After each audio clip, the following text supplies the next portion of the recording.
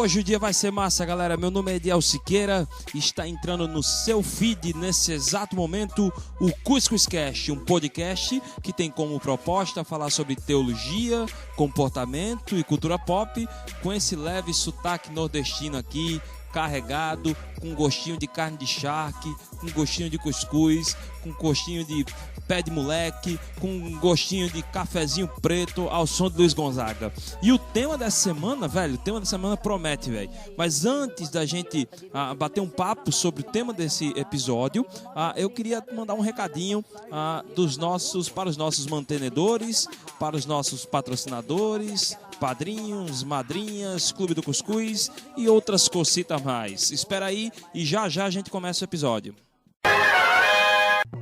Você já pensou em ajudar um podcast que você está curtindo, um podcast que você está valorizando a ser melhor ainda do que você já acha?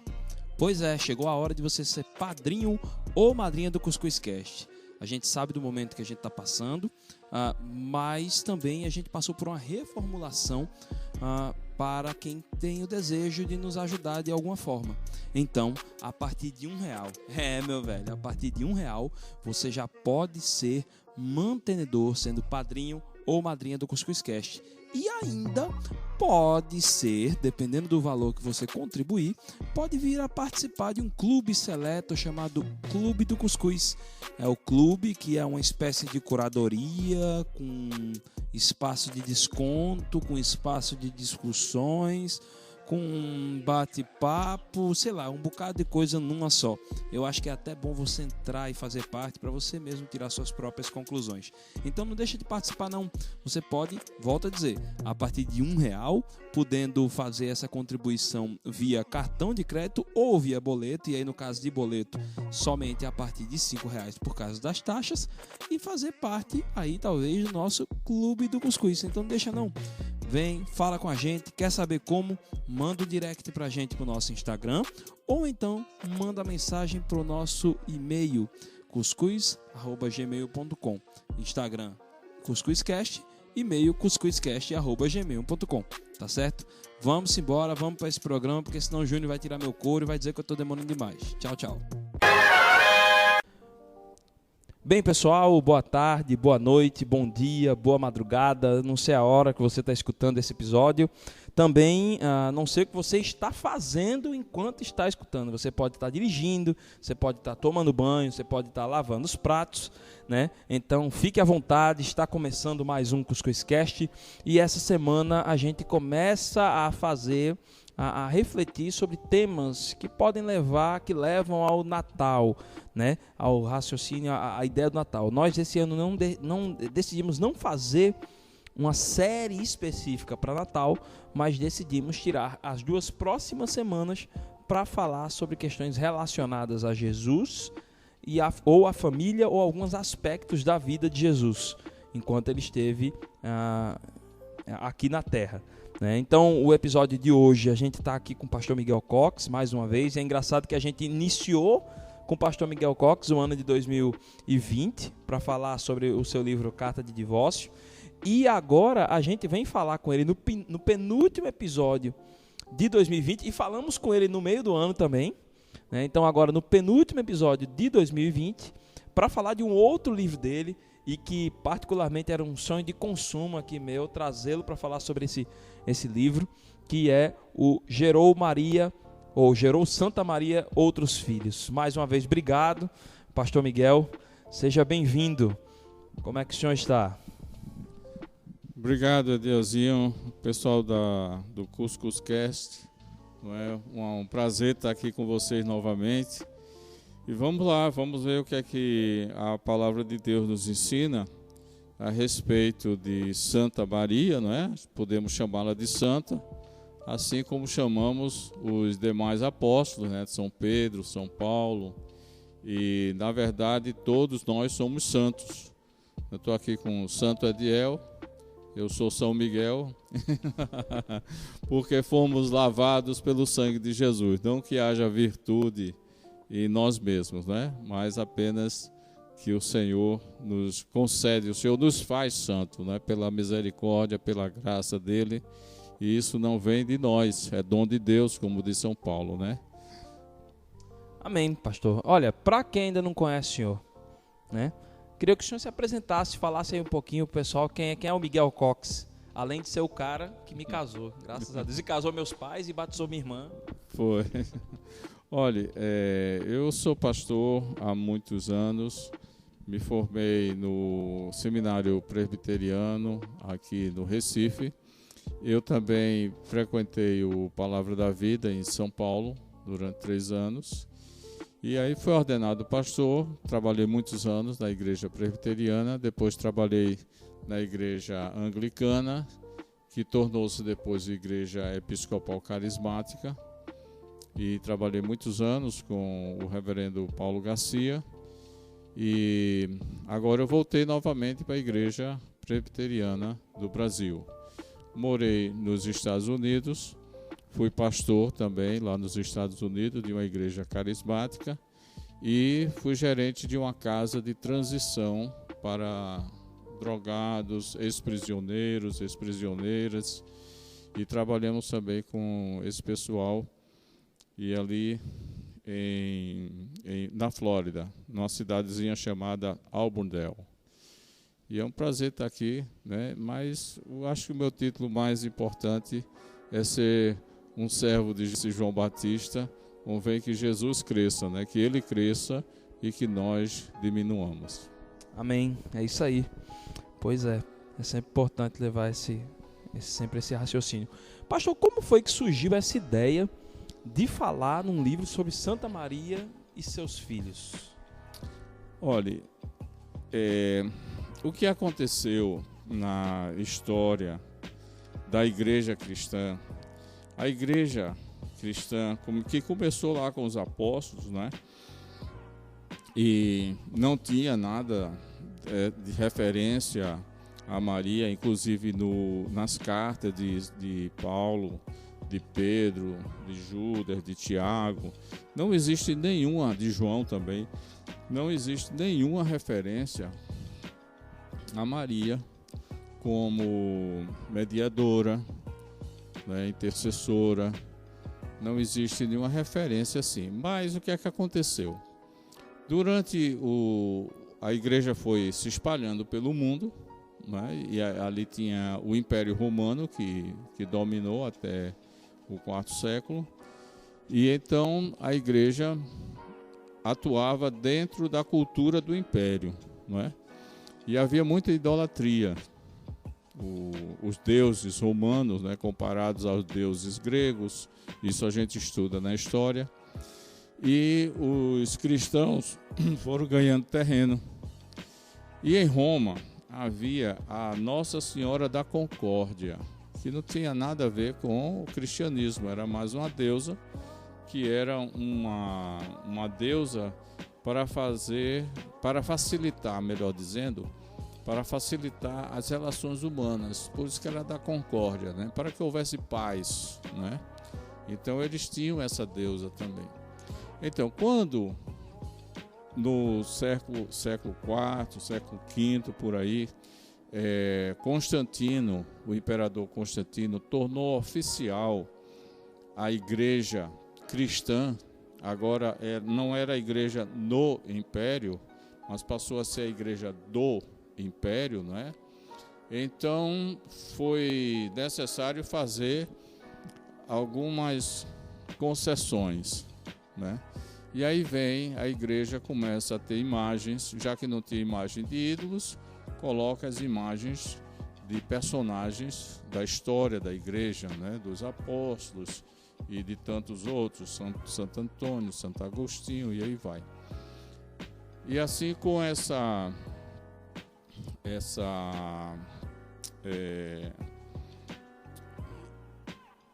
tem uma palavra que estou esquecendo aqui. Bom, então a igreja se tornou... Esse sincretismo seria? Sincretismo. Essa é a palavra que eu estava procurando no meu cérebro.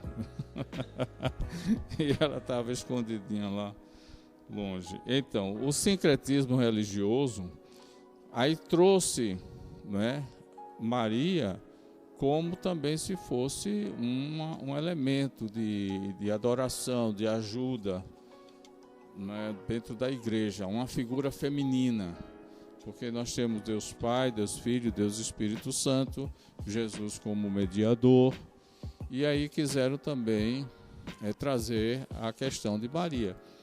E essa coisa foi crescendo. Não é? No início não havia na igreja uma adoração a Maria, né? Isso veio depois, quando foi no Concílio de Trento, em 1545 a 1563, né? Houve o Concílio de Trento, e nesse concílio, na bula de Sexto IV, foi declarada Maria como a rainha do céu. Poxa, que intercede então, junto ao rei. Antes do Concílio de Trento não tinha a figura de Maria? Não tinha sido oficializado. Mas já existia assim alguma já existia, já. Porque aí as pessoas começaram a fazer as suas rezas, as suas orações, as suas reverências a Maria. E aí, nessa bula de Sixto IV, ela foi oficialmente reconhecida como a rainha do céu e que intercede junto ao rei, que é Jesus, a quem ela deu a luz, certo? E então, com isso, ela passou a, digamos assim, disputar com Jesus a questão da mediação. E aí se criou a superstição de que Maria, ela é graciosa, ela é cheia de graça, ela é sempre bondosa, ela perdoa todas as nossas falhas e que Jesus seria o juiz. Então, quando a mãe intercede diante do juiz, o juiz então vai acatar os pedidos da mãe. E assim se criou, que é o catolicismo popular, né, que nós vivemos aqui no Brasil e nos países católicos também. Seria mais ou menos como o Alto da Compadecida do Ariano Suassuna, aquela figura da Fernanda Montenegro ali, né? Não, é exatamente isso. Ele faz a descrição da religiosidade popular, não é? E que a Igreja Católica oficializou como Maria intercessora, e aí ficou, não é? Assim, muita gente, elas acham que nós, protestantes, por a gente não aceitar Maria como mediadora, como intercessora, nós estamos desfazendo de Maria, mas não é isso, não é? Nós não abraçamos essa ideia, que não é uma ideia bíblica, não é uma doutrina bíblica, não é um princípio, não é nada que venha da palavra de Deus. Mas o senhor não acha que, por exemplo, dentro das nossas igrejas, e aí eu quero trazer agora o recorte protestante, evangélico, não sei se por influência da nossa formação de maioria católica no nosso país, alguns irmãos da gente não chegaram a pegar até pesado no popular com Maria, assim, até, de certa forma até desrespeitando a essa nossa irmã. Exatamente. Aí vem o outro extremismo, né? Alguns protestantes, alguns grupos, às vezes não é nem o grupo, não é nem a igreja em si, mas são alguns elementos da igreja que abraçam um fanatismo religioso, não é? E aí passam a agredir a Maria, que é a mãe do nosso Senhor, e então, por conta de combater a doutrina errada, né, equivocada dessa intercessão de Maria, então eles passam a agredir as imagens de Maria, né, que ia quebrar imagens e detratar as pessoas, né, que recorrem a Maria, e há esse exagero, né, infelizmente há. Então, sim, aí da parte dos protestantes se pensa que há um desrespeito a Maria. Isso não existe, muito pelo contrário. Como é que nós vamos desrespeitar? No caso da parte dos católicos, né, que o senhor disse, que há um desrespeito, ou da parte dos protestantes? Não, da parte dos protestantes, assim, como é que acham que os protestantes desrespeitam Maria? Sim. Não é? Então, Mas como é que a gente ia desrespeitar a mãe do nosso Senhor? Né? Como é que eu vou desrespeitar a mãe de alguém? Principalmente a mãe do Salvador, certo?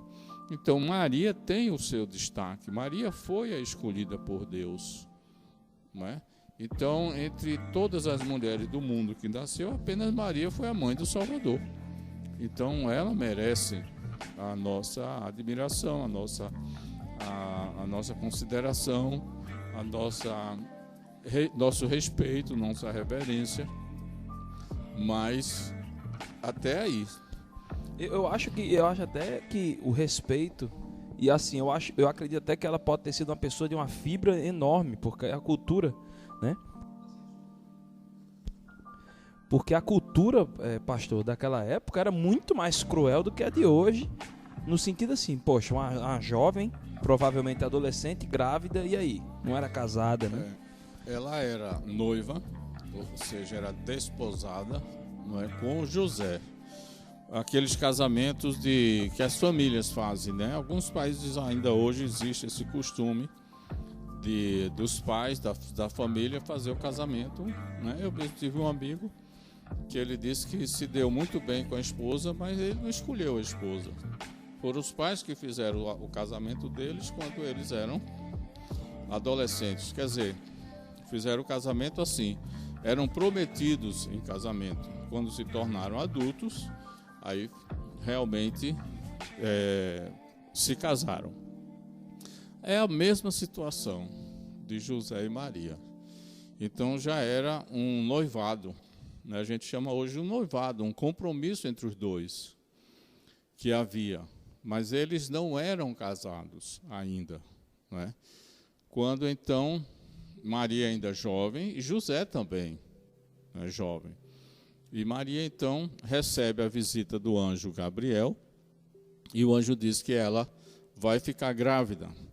E ela diz assim, mas como que eu vou ficar grávida? Se eu não conheço homem nenhum, não tenho relação com homem nenhum. Então o anjo diz, vai ser gerado pelo Espírito Santo. Né? E o filho que vai nascer, o ente que vai nascer de você, será chamado Filho do Altíssimo. E aí vem toda aquela instrução do anjo, e depois Maria diz, então, que se cumpra em mim a vontade do Senhor. Ora, Maria sabia do risco que ela corria, porque uma moça grávida, que aparecesse grávida, naquela época, na cultura judaica, pela lei, ela seria apedrejada, certo? Porque não se tolerava um relacionamento promíscuo de solteiros, né? Não se tolerava isso, de jeito nenhum. Então, se soubesse quem foi o cidadão que teve a relação com a moça, então eles eram obrigados a casar, né? Mas se simplesmente ela aparecesse grávida, então ela seria apedrejada, e principalmente se ela fosse comprometida, que era o caso de José. Então, quando ela diz a José que ela está grávida, José, sem querer que ela seja apedrejada, então ele resolve deixá-la para que ela fique livre e se case com o tal do Gabriel, o anjo, que José não acreditou na história do anjo. Isso está na Bíblia, isso está no Evangelho de Mateus, no 2º capítulo. Mas aí Deus fala com José e diz, não, José, Maria está grávida pelo Espírito Santo, né? E você não vai deixá-la, né? Aí José, então, em obediência ao Senhor, ele aceita Maria, e aí Maria, né, tem a sua gestação normal.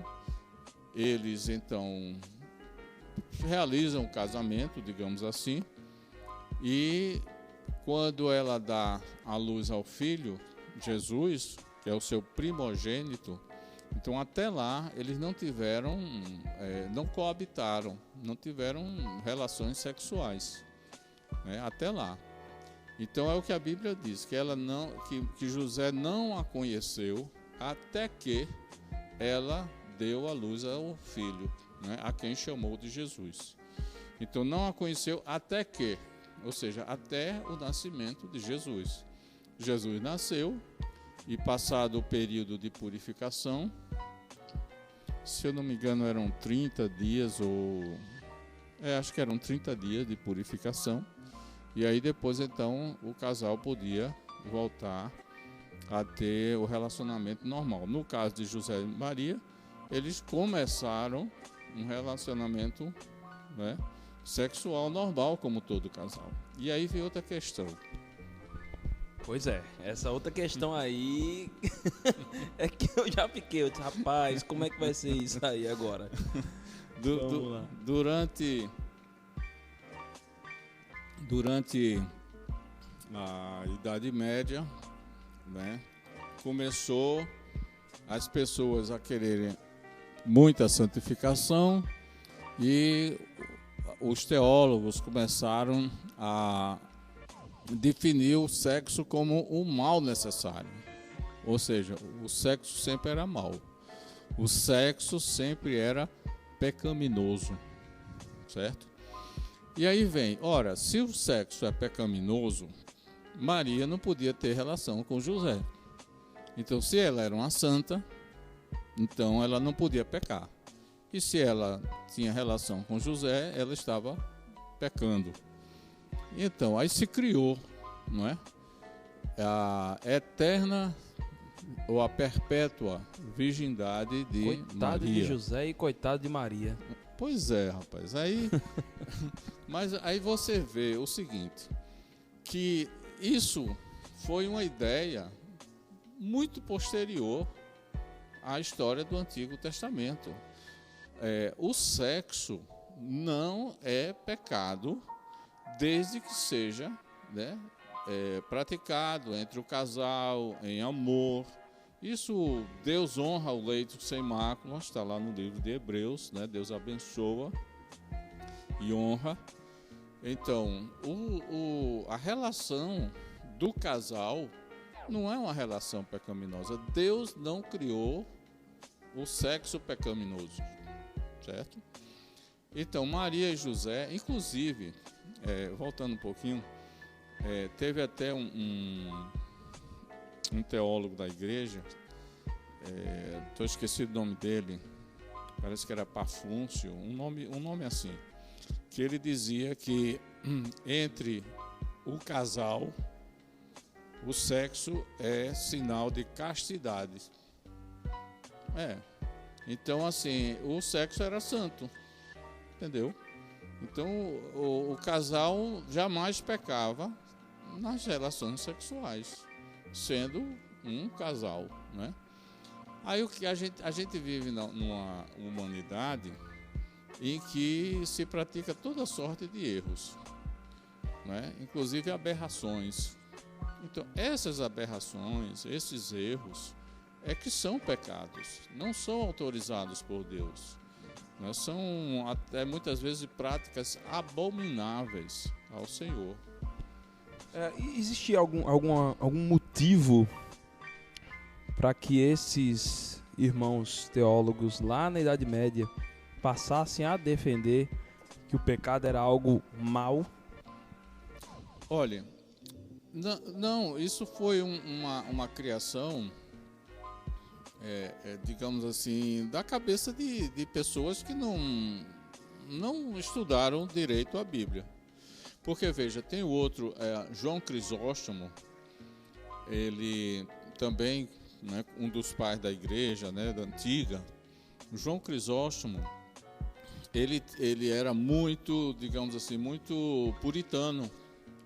Mas quando chegava na questão do casal, do casamento, aí ele defendia a união do casal, a relação física, né, do casal, a necessidade, tudinho. Ele não tinha problema nenhum, certo?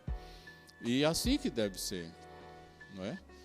Aí veja, Maria e José não pecaram por ter outros filhos.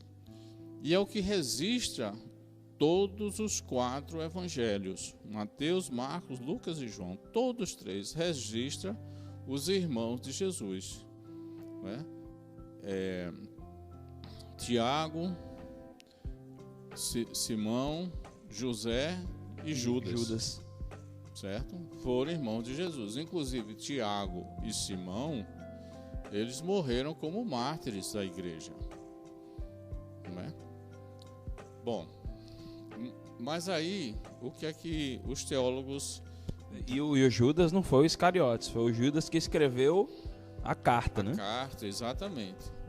A carta de Judas, que está no Novo Testamento, é o penúltimo livro, né? O último é o livro de Apocalipse. Penúltimo, isso mesmo. É o penúltimo livro. Judas é apenas um capítulo, né? Uhum.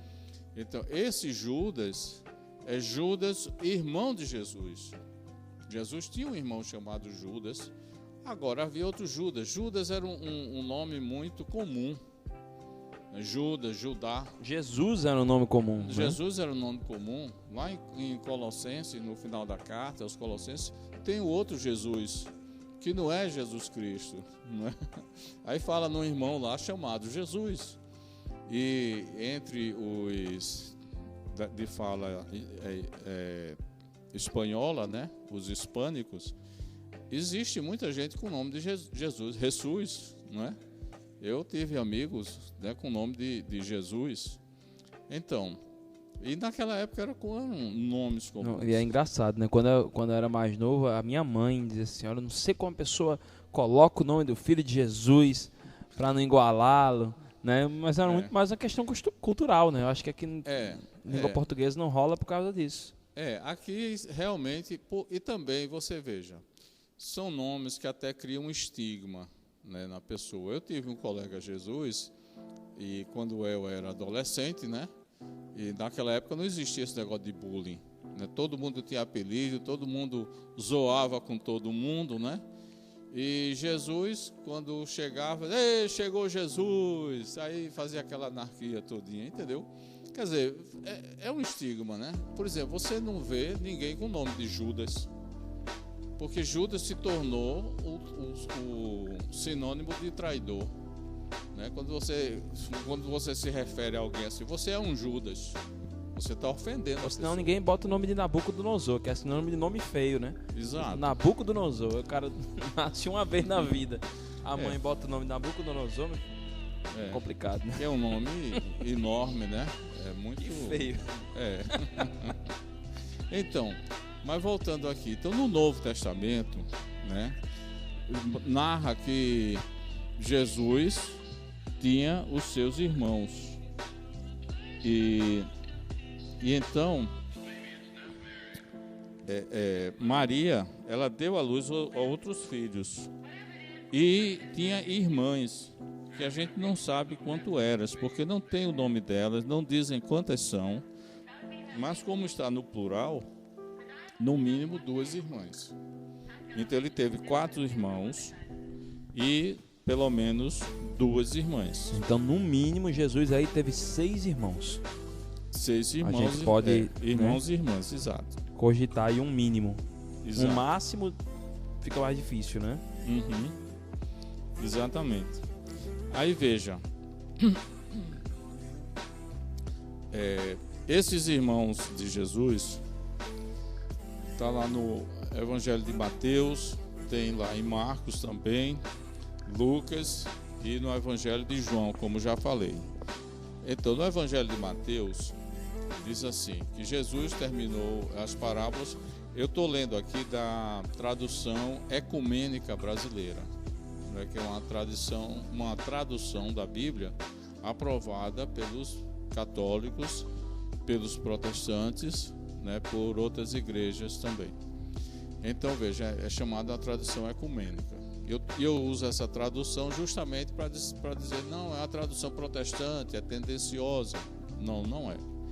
Então, diz assim, então, tendo ele vindo à sua pátria, à sua terra, né, ele ensinava aos habitantes em sua sinagoga, De sorte que, impressionados com Jesus, eles diziam: de onde lhe vem essa sabedoria e os milagres?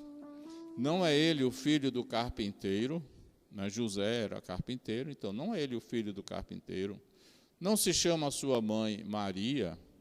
E seus irmãos Tiago, José, Simão e Judas? E suas irmãs não estão todas entre nós? Então, de onde lhe vem tudo isso? E era para eles uma situação de escândalo, um motivo de escândalo. Jesus lhe disse: um profeta só é desprezado em sua pátria e em sua casa. Olha, veja, ele diz aqui: filho do carpinteiro, José. Sua mãe chama-se Maria.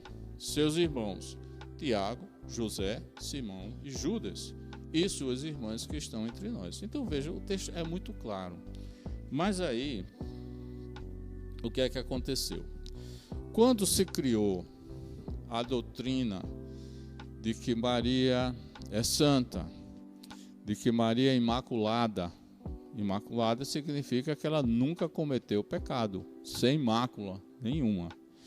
Que Maria é intercessora, que Maria, quando ela morreu, depois ela ressuscitou e ela subiu ao céu, não é? Tudo isso foi criação. Isso não tem nas Escrituras Sagradas. Os apóstolos não falam nisso, né? Então isso foi criação que veio durante os séculos. Iam se acrescentando atributos, né? Estavam adornando Maria de uma maquiagem que ela nunca teve, certo? E nem precisava disso para ser grande, né? Bom, e aí, se ela é imaculada, se ela foi assunta aos céus, se ela é intercessora, ela não podia ser pecadora, ela não podia ter filho. Se sexo é pecado, então ela não podia ter tido, né? Então, aí dizem assim, que depois que Jesus nasceu, ela não teve nunca relação com José. E esses irmãos de Jesus, na verdade, são primos, né, filhos de uma irmã de Maria, ou filhos de José do primeiro casamento. Aí já falam que José era justamente um homem isso que eu ia perguntar. Porque, e aí, como é que fica, né? Se está tão explícito na Bíblia. Sim, aí começam a criar explicações fora do que a Bíblia nos ensina, não é? Então, que esses irmãos, essas irmãs foram no primeiro casamento de José, que José já era um homem idoso, que quando casou com Maria, e assim por diante, não é? Esses relatos, eles estão nos apócrifos também, livros apócrifos, certo? Que foi rejeitado pela igreja católica. Naquela época não existia igreja católica e protestante, era a igreja cristã, não é? E como o bispo de Roma era o Papa, então era a igreja católica, porque ela é universal, né? O Papa em Roma, então o cristianismo era um só. Foi na Reforma, 1500, né? Que houve com Martinho Lutero, né? Houve a Reforma Protestante.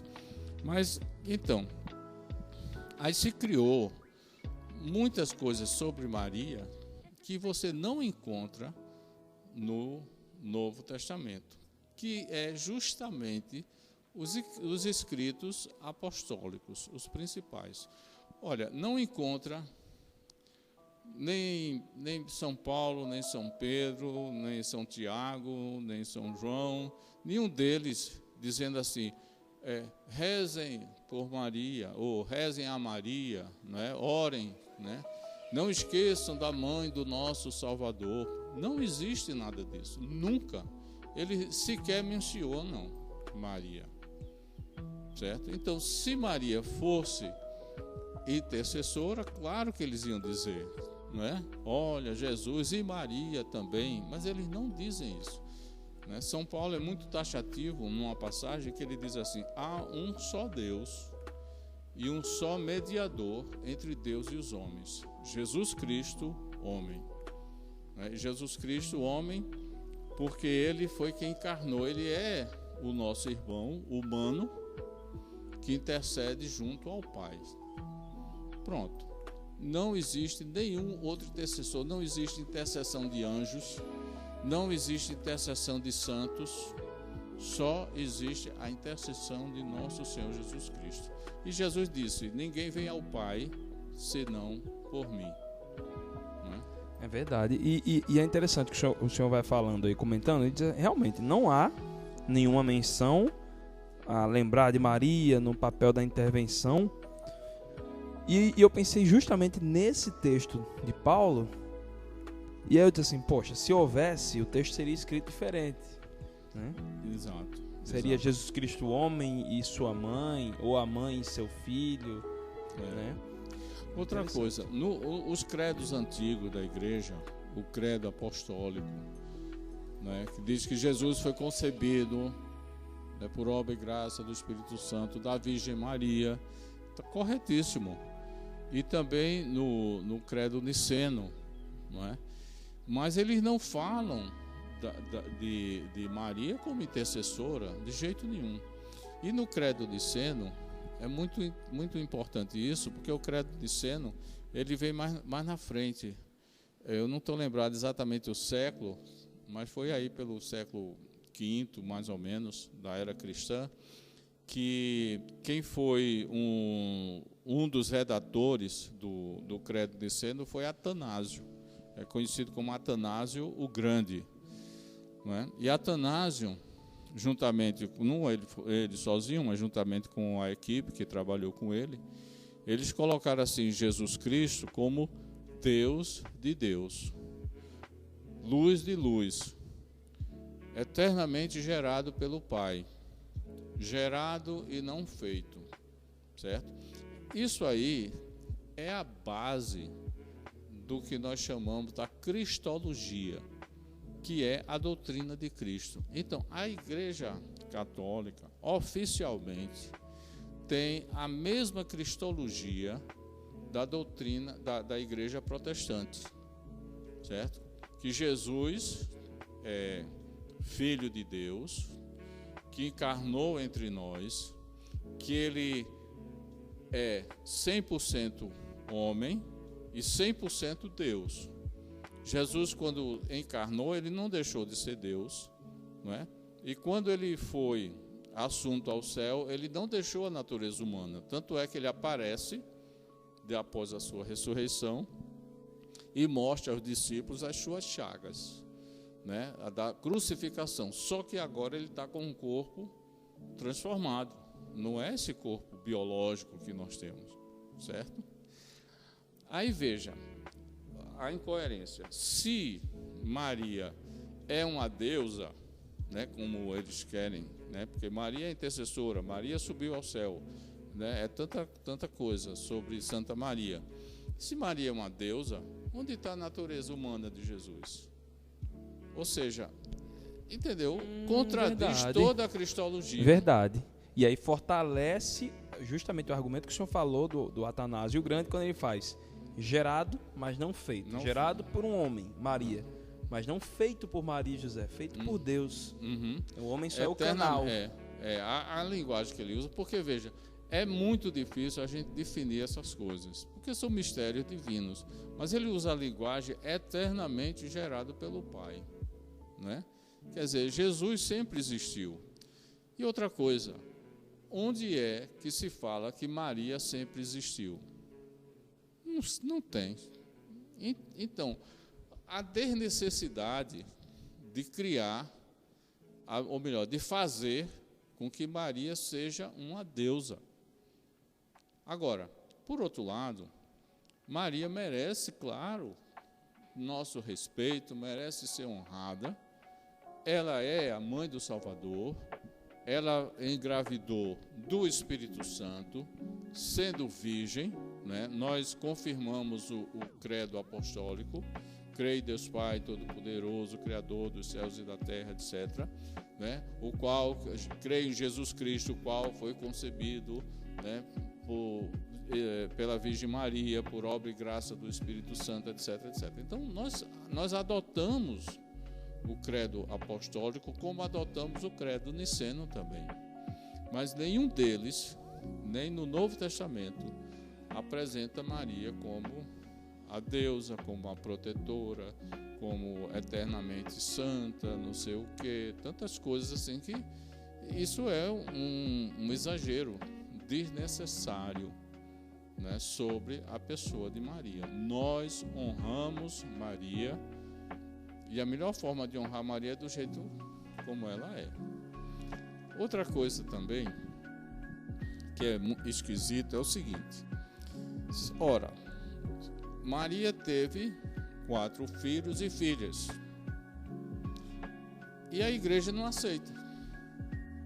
Quer dizer, a igreja, né, católica romana e a igreja ortodoxa também, elas, por assim dizer, abortaram os filhos de Maria. Ou seja, ela só tem um filho importante, que é Jesus. E os demais, né? O que se dizer de Tiago, de José, de Simão, de Judas? Tiago e Judas têm 2 cartas no Novo Testamento. Pois é, continua edificando a igreja, né? E uma de Judas. Não, continua edificando a igreja. Inclusive, eu estava até... O meu professor lá do seminário de Teologia Bíblica do Novo Testamento, William Duarte, ele disse uma coisa, que ele defende a ideia de que Judas, por exemplo, ele não fica investindo tempo na sua carta dizendo que é irmão de Jesus, já para colocar-se numa situação de igualdade perante todos. Ou seja, a família do próprio Jesus sabia que tinha uma relação carnal, de consanguinidade, vamos dizer assim, mas ao mesmo tempo ele se colocava na posição de servo. Ou seja, acho que Maria também se colocava na posição de servo. Se isso talvez não fosse estimulado pela própria Maria. Né? A Maria reconhece que Jesus é o Salvador dela. Né? Minha alma se alegra em Deus, meu Salvador. Não é? Então, ela está reconhecendo isso. Então, veja, como é que nós vamos... vou usar esse termo mesmo, abortar os outros irmãos de Jesus, né, do seio da igreja. Como é que a gente pode rejeitar os outros filhos de Maria? Não é? Então, pense na mãe de alguém famoso, né? Vamos falar de Pelé. Então, a mãe de Pelé, eu não sei quantos filhos ela teve, mas o famoso é Pelé. Ela vai dizer, não, eu só tive um filho, Pelé, os outros não valem nada. É isso? Não, claro que não. Para ela, todos os filhos são amados, honrados, tem a fama ou não. Mãe é mãe e ponto final. Não é assim? Né? E às vezes aquele filho mais carente, aquele filho que dá mais trabalho, é o que ela mais cuida. Né? Porque se ela não cuidar, os outros não vão cuidar. Então ela se compadece, né? E ela cuida por amor daquele que é mais frágil, daquele que é mais necessitado. Não é verdade? Então, como é que a gente faz uma injustiça dessa com Maria? Deixando de fora da igreja os demais filhos dela, dizendo, não, são primos. Outra coisa, essa questão de ser primo é uma grande, como é que eu digo, má interpretação. É uma má interpretação. Porque aí ele diz assim, não, porque naquela época o termo irmão, adelphos, né, irmão, e adelphê, irmã. Então não existia a palavra para primos. Então eles se chamavam irmãos. Ora, está errado.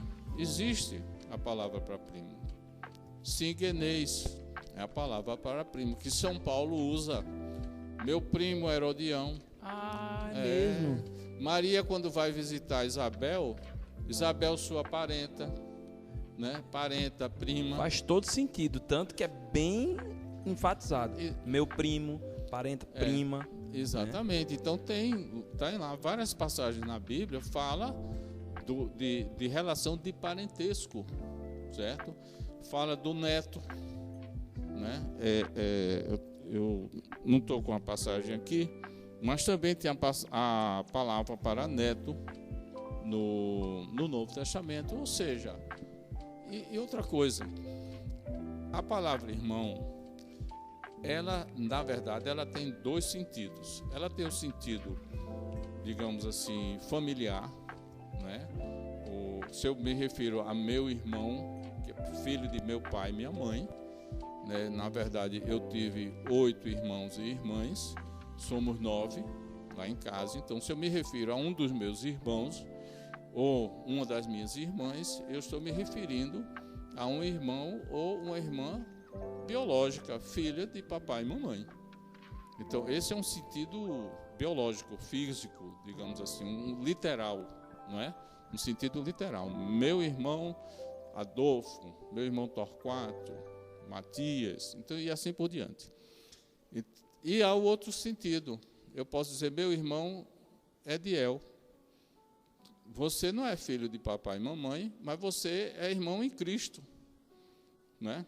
Eu posso dizer também, meu irmão, como fosse um patriota, um outro brasileiro. Não me referir a qualquer brasileiro, dizer, não, ele é meu irmão. Se eu estou no estrangeiro, não, isso é um compatriota, né? Um patrício, né? Pode dizer assim, meu irmão, porque também é brasileiro feito eu. Então, existe esse uso metafórico, certo? Mas veja, o uso metafórico, ele existe porque o sentido literal é forte, né? Por exemplo, se for irmão na fé, eu posso chamar, aliás, os cristãos lá da China são meus irmãos. Não conheço nenhum deles, mas são meus irmãos na fé, não é? Ou de qualquer outro lugar do mundo, são meus irmãos na fé, mesmo que eu não os conheça. Isso é o uso metafórico. Então, Jesus faz os dois usos, porque Jesus diz assim, quem são meus irmãos e minhas irmãs? Todo aquele que faz a vontade de meu Pai é meu irmão, é minha mãe, irmão e irmãs. Aí entra o metafórico. Aí usa o metafórico. Mas veja, outra passagem que fala dos irmãos biológicos. Diz lá em João, no Evangelho de João, no capítulo 7, o versículo 5, os irmãos de Jesus, eles não acreditavam nele. E tem lá o termo, nem mesmo os seus irmãos criam nele. Aí está se referindo a Tiago, a José, a Simão, a Judas e as irmãs. Nesse caso aí, são os irmãos biológicos, porque eles nem eram discípulos, porque não, eram os discípulos. Olha, não podia ser discípulo, porque não cria. O discípulo tem que crer, não é? Então, se eles não criam, eles tinham que ser o irmão. Então, João capítulo 7, porque eles só vieram a se converter, os irmãos de Cristo só vieram a se converter após a ressurreição de Jesus. Pronto, era essa a dúvida que eu tinha. Exatamente. Né? Era essa dúvida, que se eu não me engano tinha isso. Né? Que você, quando vai no livro de Atos, que fala que após a ascensão de Cristo, Jesus disse assim, ficai em Jerusalém, até que do alto sejais revestido do poder. Não foi? Então Jesus, após a sua ressurreição, ele passou cerca de 40 dias conosco e depois ele foi assunto aos céus. E os discípulos os apóstolos foram ao cenáculo e ficaram em oração. E diz lá o livro de Atos, eram cerca de 120 pessoas, não é? Entre essas pessoas estavam as mulheres, os apóstolos, as mulheres que seguiram Jesus, os apóstolos com suas esposas, e aí já é outro tema que a gente pode falar depois, né? Pedro era casado, Jesus cura a sogra de Pedro. Pois é, se curou a sogra, exato, é porque era casado. Então, aí tem lá que estavam reunidos os apóstolos, as mulheres, os apóstolos, Maria, a mãe do Senhor, e seus irmãos. Foi muito enfático, mais enfático que isso. Então, estavam lá Tiago, José, Simão, Judas, o irmão de Cristo, e as irmãs. E quando aconteceu o dia de Pentecostes, a família de Jesus, Maria e seus irmãos, juntamente com os apóstolos e com os outros discípulos, receberam o Espírito Santo, não é? Que aí vem Atos 2, que eles falaram nas línguas e evangelizaram aquelas pessoas que vinham de toda parte do mundo, entendeu? É muito enfático. E São Paulo também, ele diz assim, lá no livro de Gálatas, ele diz: quando eu fui a Jerusalém, eu não vi outro apóstolo a não ser Tiago, o irmão do Senhor. Eita, não via. Ou seja, apóstolo, viu, né? Nossa, é mesmo. Tiago, o irmão do Senhor. E lá em 1 Coríntios, capítulo 9, ele se referindo assim: olha, será que eu não podia ser acompanhada por uma irmã, não é? Paulo era solteiro, não é? Então ele dizia: eu poderia ser acompanhado por uma irmã, assim como fazem os demais apóstolos. Ou seja, ele está admitindo que os apóstolos eram casados. Cefas, que é Pedro, né? E Tiago, o irmão do Senhor. Entendeu? É muito, muito claro na Bíblia, certo? A família de Jesus. Então, eu creio que no Novo Testamento, ou pelo Novo Testamento, pela igreja primitiva, não é? A igreja inicial, nós temos a evidência muito clara de que Maria teve outros filhos, além de Jesus Cristo. É por isso que nós dizemos que Jesus é o primogênito de Maria e é o unigênito de Deus, é o Filho único de Deus, não é? E primogênito de Maria. E nós devemos honrar Maria e a sua família também. É isso aí, pastor. Massa. Entendeu? E como dicas culturais, o senhor quer indicar o... Olha, eu tenho esse livro escrito, esse livro está esgotado, e infelizmente, Gerou Santa Maria outros filhos, né? Então está esgotado. Eu já fiz uma revisão, acrescentando, corrigindo alguns erros de português, né, que a gente não deixa de cometer, ou melhorando, né, o português, colocando de uma maneira mais clara. Para mim o senhor melhora, entendeu? O senhor não corrige. O senhor só melhora. Na verdade é a revisão, né? E acrescentei, certo, alguns outros fatos, né, enriquecendo assim a pesquisa, enriquecendo os livros. E o título é esse: Gerou Santa Maria outros filhos? Então, mas eu não tenho mais. Ele esgotou. A edição esgotou. Eu preciso mandar imprimir novamente. Porque isso eu faço em gráfica particular, né? Editora particular. Olha aí, minha gente, para vocês terem uma ideia, o livro é muito bom, já esgotou, mas eu acho que é bom, né, pastor, deixar o contato para o pessoal que estiver interessado nesse livro, que estiver interessado em a carta de divórcio. Deixa eu perguntar uma coisa aqui. Tem algum outro livro vindo aí? Tem. Já pode falar ou fica no mistério? Olha, não, vamos deixar para depois. Ah. Mas tem o seguinte, tem o Amor Incondicional. Eita, tem Amor Incondicional. Que é sobre a parábola do filho pródigo. Tem também sobre o bom samaritano, não é? Que é outra parábola de Jesus Cristo, que a gente analisa todo aquele contexto do samaritano, do homem que socorreu aquele que foi espancado, né, e jogado à beira do caminho. E são outros livros que ainda vou editar, né? Então, como dizia antigamente, está no prelo, não é? É isso aí. E quem quiser entrar em contato com o senhor, bater um papo, ou então pedir livro, né? Como é que é? Olha, o meu e-mail é muito fácil. É a abreviatura de reverendo, R-E-V, M de Miguel, Cox, C-O-X. C de casa, O de Olinda, X de xícara.